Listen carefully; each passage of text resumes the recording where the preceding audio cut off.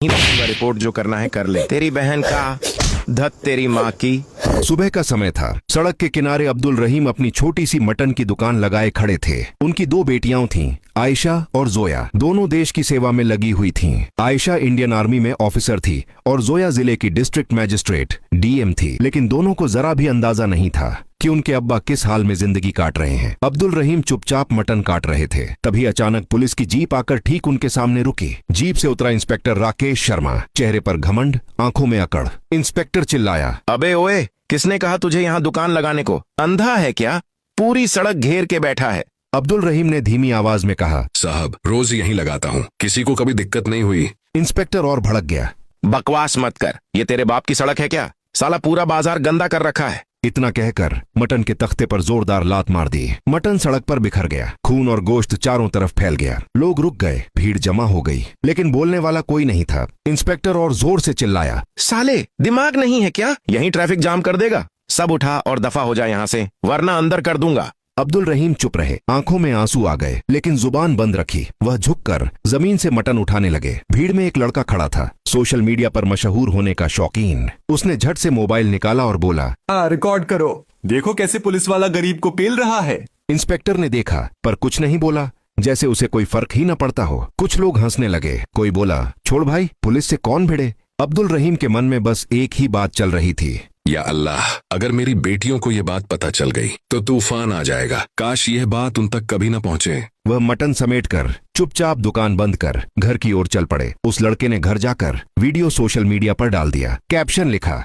इस आदमी की कोई गलती नहीं थी, फिर भी इंस्पेक्टर ने इसका मटन गिरा दिया और सबके सामने बेइज्जत किया। क्या यही कानून है? वीडियो आग की तरह फैल गया। हजारों कमेंट, शेयर और गालियां, सब इंस्पेक्टर के खिलाफ। कुछ ही देर में यह वीडियो आर्मी ऑफिसर आयशा के मोबाइल पर पहुंचा। वीडियो देखते ही उसका खून खौल उठा, आंखें लाल हो गईं। ये मेरे अब्बा के साथ किया है? किसकी इतनी हिम्मत हो गई? उसने तुरंत वीडियो डीएम जोया को भेज दिया। जोया ने वीडियो देखा तो कुर्सी से उठ खड़ी हुई, आंखों में आंसू, आवाज कांप रही थी। हम इतनी बड़ी कुर्सी पर बैठे हैं और हमारे अब्बा सड़क पर जलील हो रहे हैं। अगर आज अम्मी होती ना तो ये दिन देखना ही ना पड़ता। गुस्से में बोली, मैं उस इंस्पेक्टर को छोड़ूंगी नहीं। बहुत हो गया सिस्टम का घमंड। आयशा ने तुरंत फोन किया, जोया तू वहीं रह, मैं घर जा रही हूँ। जोया भड़क गई, नहीं दीदी, मैं भी चलूंगी। अब्बा के साथ जो हुआ मैं सहन नहीं कर सकती। आयशा ने सख्ती से कहा, तू डीएम है, भावनाओं में आकर गलती कर बैठेगी, मैं सब संभाल लूंगी। काफी बहस के बाद जोया मान गई। ठीक है, पर अब्बा को अकेला मत छोड़ना। आयशा ने वर्दी उतारी, सादा सलवार सूट पहना, सिर पर दुपट्टा लिया। अब वह एकदम गांव की सीधी सादी लड़की लग रही थी। बस से सफर करके कुछ ही घंटों में घर पहुंच गई। उसने दरवाजा खटखटाया। अंदर से आवाज आई, कौन है? अब्बा, मैं हूँ आयशा। आवाज सुनते ही अब्दुल रहीम के हाथ कांप गए, दिल जोर जोर से धड़कने लगा। दरवाजा खुलते ही बाप बेटी एक दूसरे से लिपट गए, जैसे बरसों का दर्द एक पल में बाहर आ गया हो। अब्दुल रहीम ने पूछा, जोया नहीं आई? आयशा बोली, नहीं अब्बा, मैंने मना कर दिया, आप पहले बैठिए। रसोई में जाकर देखा तो अब्बा चुपचाप रोटियां बना रहे थे। आयशा की आवाज भर आई, अब्बा, अब आप ये सब नहीं करोगे, अब आप हमारे साथ रहोगे। अब्दुल रहीम ने कुछ नहीं कहा, बस बेटी के सिर पर प्यार से हाथ रख दिया। और शहर के किसी कोने में इंस्पेक्टर राकेश शर्मा को अब तक यह अंदाजा भी नहीं था कि जिसे उसने सड़क का कीड़ा समझा था, वह देश की सबसे ताकतवर बेटियों का बाप है। अब्बा, बाजार में जो हुआ, आपने मुझे यह बात क्यों नहीं बताई? अब्दुल रहीम ने नजरें झुका लीं, धीमी और डरी हुई आवाज में बोले, बेटा छोड़ो ना, पुलिस वाले हैं, दो चार बातें कह दी तो क्या हो गया? आयशा का गुस्सा फूट पड़ा। फर्क पड़ता है अब्बा, बहुत बड़ा फर्क पड़ता है। उसने कानून के खिलाफ काम किया है और मैं उस इंस्पेक्टर को सस्पेंड करवा कर ही मानूंगी। उसे समझ आना चाहिए कि कानून क्या होता है। अब्दुल रहीम घबरा गए। अरे बेटी रहने दो, फालतू का पंगा क्यों लेना, गरीब आदमी की कौन सुनता है। आयशा ने सख्त लहजे में कहा, अब आप चुप रहिए अब्बा, आपको कुछ बोलने की जरूरत नहीं है। मैं जानती हूँ मुझे क्या करना है। उसने जो किया है उसकी सजा उसे जरूर मिलेगी। इतना कहकर आयशा ने लाल रंग की साड़ी निकाली, बिल्कुल सादी, जैसे किसी गांव की सीधी सादी लड़की। न सजावट न घमंड, बस आंखों में आग और चेहरे पर ठहराव। और वह सीधे थाने की ओर निकल पड़ी। यह वही थाना था जहां इंस्पेक्टर राकेश शर्मा तैनात था। थाने में घुसते ही उसने देखा इंस्पेक्टर मौजूद नहीं था, सिर्फ दो हवलदार और एसएचओ संदीप सिंह कुर्सियों पर पसरे बैठे थे। आयशा सीधे संदीप सिंह के पास पहुंची और बोली, मुझे इंस्पेक्टर राकेश शर्मा के खिलाफ रिपोर्ट दर्ज करानी है। संदीप सिंह चौंक गया। इंस्पेक्टर के खिलाफ? तुम कौन हो और किस बात की रिपोर्ट? आयशा ने कहा। उसने मेरे अब्बा के साथ सड़क पर बदतमीजी की, मटन गिराया, गालियां दी और सबके सामने अपमानित किया। मैं चाहती हूँ कि उसके खिलाफ कड़ी से कड़ी कार्रवाई हो। संदीप सिंह हंस पड़ा। अच्छा, तो तुम उस बूढ़े कसाई की बेटी हो? सुन लो लड़की, हम अपने इंस्पेक्टर के खिलाफ रिपोर्ट नहीं लिखते। एक थप्पड़ मार भी दिया तो कौन सा आसमान गिर पड़ा। सड़क पर दुकान लगाई थी, गलती उसी की थी। आयशा की आंखों में जैसे चिंगारी सुलग उठी। ज्यादा होशियारी मत दिखाइए, हमें कानून मत सिखाइए। हमने कानून पढ़ा है। मैं उसी कानून के दम पर तुम्हारे इंस्पेक्टर को सजा दिलवाऊंगी और अगर आपने रिपोर्ट नहीं लिखी तो आपके खिलाफ भी कार्रवाई होगी। संदीप सिंह एक पल के लिए चुप हो गया। उसे समझ नहीं आ रहा था कि इतनी सादी सी दिखने वाली लड़की इतने भरोसे से कैसे बोल रही है। फिर अकड़ दिखाते हुए बोला, तुम होती कौन हो हमें धमकाने वाली? हम चाहें तो अभी तुम्हें अंदर करवा दें। आयशा ने बिना कुछ बोले अपना सरकारी पहचान पत्र निकाला और धीरे से टेबल पर रख दिया। आईडी देखते ही संदीप सिंह के चेहरे का रंग उड़ गया, आंखें फैल गईं। आप तो आर्मी ऑफिसर हैं? घबराकर बोला। सॉरी मैडम, गलती हो गई। बताइए क्या प्रक्रिया अपनानी है? आयशा ने कहा। इस थाने की हालत बहुत खराब है। यहाँ कानून सिर्फ वर्दी वालों के लिए चलता है, आम आदमी के लिए नहीं। और सॉरी बोल देने से मामला खत्म नहीं होता। अब यह शिकायत सीधे ऊपर तक जाएगी, तुम्हारे खिलाफ भी और तुम्हारे इंस्पेक्टर के खिलाफ भी। उसी वक्त थाने का दरवाजा खुला। इंस्पेक्टर राकेश शर्मा अंदर दाखिल हुआ। आयशा को देखकर हल्की मुस्कान के साथ बोला, अरे तुम, क्या बात है, यहाँ क्या काम है? वह सीधे आयशा के सामने आ खड़ा हुआ। आयशा के भीतर गुस्से का तूफान उमड़ रहा था। अगर वह कानून की मर्यादा न मानती तो उसी पल उसके गाल पर तमाचा पड़ चुका होता, लेकिन वह बस इतना बोली, याद रखिएगा, मैं आपको सस्पेंड करवा कर रहूंगी। आप जैसे लोगों को वर्दी पहनने का कोई हक नहीं है। मेरे शब्द आपके लिए बहुत भारी पड़ेंगे।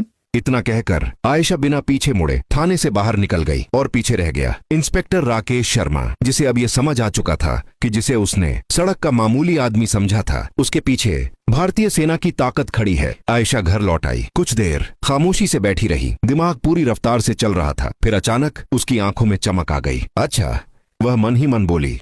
अब समझी मैं।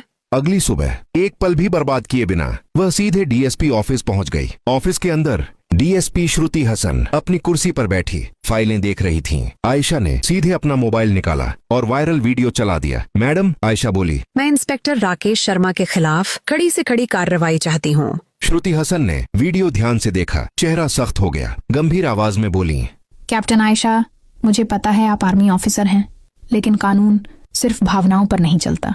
हमें ठोस सबूत और गवाह चाहिए। जब तक आप वो लेकर नहीं आती तब तक आधिकारिक कार्रवाई मुश्किल है। आयशा ने सिर हिला दिया। समझ गई मैडम।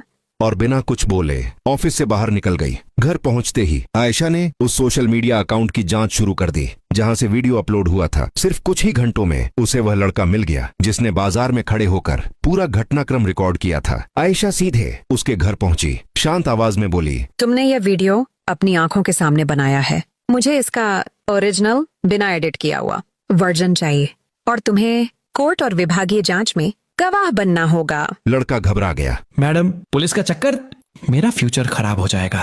आयशा ने साफ शब्दों में कहा, सच के साथ खड़े रहने वालों का फ्यूचर खराब नहीं होता। गलत के खिलाफ बोलना ही असली हिम्मत है।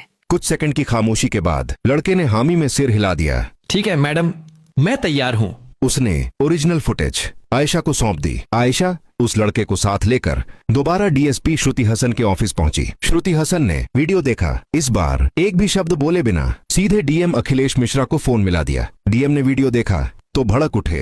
ये बहुत ज्यादा हो गया है। इंस्पेक्टर ने सीधे कानून की धज्जियां उड़ा दी हैं।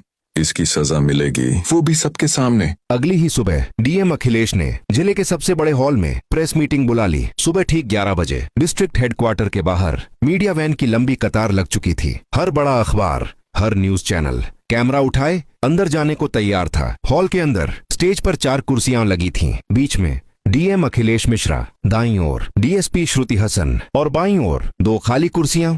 सामने पत्रकारों की भीड़। डीएम ने टेबल पर रखी घंटी बजाई। सभी पत्रकार कृपया बैठ जाएं। मीटिंग शुरू की जाती है। हॉल एकदम शांत हो गया। कैमरे ऑन हो गए। डीएम गंभीर आवाज में बोले, कल सोशल मीडिया पर एक वीडियो वायरल हुआ। इस वीडियो में एक पुलिस इंस्पेक्टर ने सड़क पर एक बुजुर्ग व्यक्ति के साथ दुर्व्यवहार किया। मटन की दुकान गिराई गई, गालियां दी गईं और सार्वजनिक रूप से अपमानित किया गया। यह न सिर्फ इंसानियत के खिलाफ है बल्कि पुलिस आचरण और कानून के भी खिलाफ है। कैमरे क्लिक क्लिक करने लगे।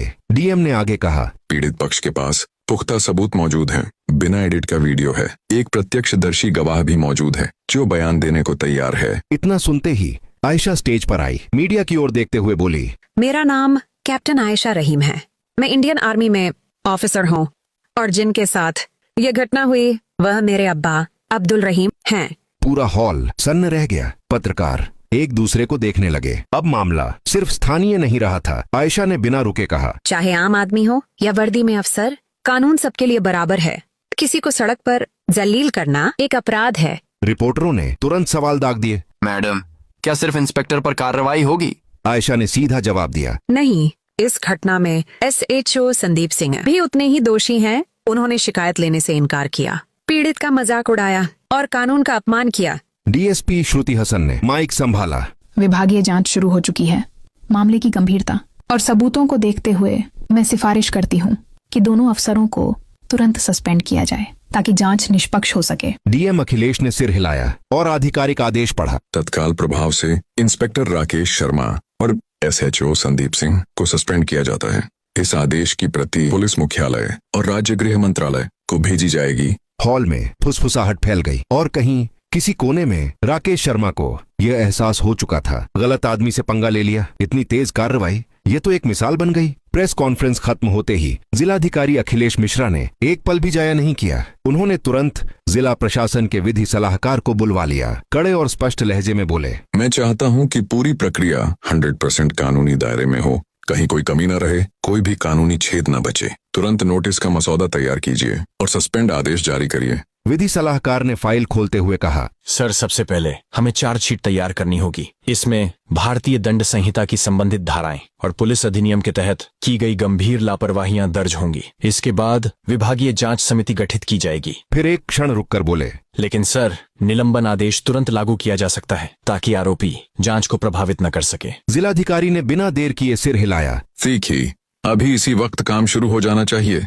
और महज 2 घंटे के भीतर इंस्पेक्टर राकेश शर्मा और SHO संदीप सिंह का निलंबन आदेश तैयार हो गया। उधर गांव में यह खबर आग की तरह फैल गई। बाजार में लोग एक दूसरे से कहते फिर रहे थे, सुना क्या, अब्दुल रहीम के साथ जो हुआ था, अब उसका इंसाफ होने वाला है। कहते हैं उसकी बेटी आर्मी अफसर है, उसी ने पूरा सिस्टम हिला दिया। अब्दुल रहीम के घर के बाहर लोगों की भीड़ जमा हो गई। कोई हौसला बढ़ाने आया तो कोई बस तमाशा देखने। अब्दुल रहीम बार बार बस यही कहते रहे, मुझे बदला नहीं चाहिए था, मुझे तो बस इज्जत चाहिए थी। फिर भरी आंखों से बोले, लेकिन मेरी बेटियां आग हैं, वो अन्याय सहना जानती ही नहीं। जब निलंबन आदेश थाने पहुंचा तो पूरे स्टाफ में हड़कंप मच गया। एक सिपाही ने धीरे से कहा, भाई, लड़की ने सच में कर दिखाया। हमने तो कभी सोचा भी नहीं था कि बात डीएम तक पहुंच जाएगी। इंस्पेक्टर राकेश शर्मा और SHO संदीप सिंह दोनों को बुलाया गया। सरकारी लहजे में आदेश पढ़कर सुनाया गया, आप दोनों को तत्काल प्रभाव से निलंबित किया जाता है। जांच पूरी होने तक आप किसी भी सरकारी पद, अधिकार या शक्ति का प्रयोग नहीं करेंगे। राकेश शर्मा गुस्से से तमतमा उठा। उसने कागज जमीन पर पटक दिया, लेकिन संदीप सिंह के चेहरे पर साफ साफ डर लिखा था। कांपती आवाज में बोला, मैं कह रहा था ना, उस लड़की से पंगा मत लो, उसने तो हमारी जिंदगी तबाह कर दी। शाम होते होते टीवी चैनलों पर ब्रेकिंग न्यूज चलने लगी। इंस्पेक्टर और SHO निलंबित। आर्मी अफसर बेटी ने पिता को दिलाया इंसाफ। वायरल वीडियो बना सिस्टम के खिलाफ हथियार। पुलिस अफसरों पर गिरी गाज। आयशा के फोन पर लगातार कॉल आने लगे, कहीं से बधाइयां, कहीं से मीडिया इंटरव्यू की मांग। लेकिन आयशा हर जगह बस एक ही बात कहती रही, ये सिर्फ मेरे पिता का मामला नहीं था, ये उन सभी लोगों के लिए था जो चुपचाप अन्याय सह लेते हैं क्योंकि उनकी आवाज सुनने वाला कोई नहीं होता। एक सप्ताह बाद विभागीय जांच की रिपोर्ट आ गई। सबूतों और गवाहों के आधार पर दोनों अफसर दोषी पाए गए। रिपोर्ट में स्पष्ट लिखा था, इंस्पेक्टर राकेश शर्मा ने अपने पद का दुरुपयोग किया, अनुशासन भंग किया और जनता के साथ अमर्यादित व्यवहार किया। SHO संदीप सिंह ने शिकायत दर्ज करने से इनकार किया और अपने कर्तव्य की अवहेलना की। कुछ ही घंटों में राज्य पुलिस मुख्यालय से अंतिम आदेश आ गया। दोनों अफसरों को सेवा से बर्खास्त किया जाता है, साथ ही उनके खिलाफ आपराधिक मुकदमा दर्ज किया जाएगा। जब यह खबर अब्दुल रहीम के घर पहुंची तो आयशा ने सिर्फ इतना कहा, अब्बा, ये जीत सिर्फ हमारी नहीं है, ये हर उस इंसान की जीत है जो अन्याय के खिलाफ खड़ा होने की हिम्मत करता है। अब्दुल रहीम ने आंसुओं के साथ मुस्कुराते हुए बेटी को गले लगा लिया। तुमने सिर्फ मेरा नहीं, पूरे गांव का सिर